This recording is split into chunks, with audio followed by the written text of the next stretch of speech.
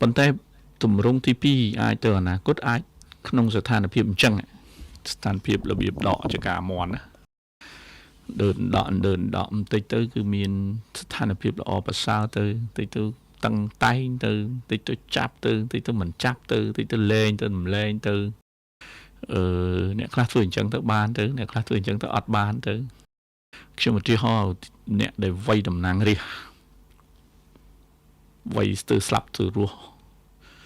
វ័យនៅមុខសាធារណៈវ័យនៅមុខស្ថាប័នកំពូលហើយយើងកាត់ក្តីឲ្យជាប់គុក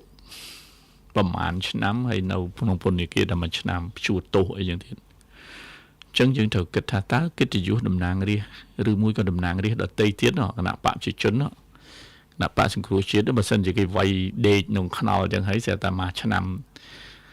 ជាប់ទោសអញ្ចឹងវាហានិភ័យខ្លាចគេវាយទៀតណាគេវាយកោងចេញពីឡានវាយនៅតាមភូមិតាមឃុំ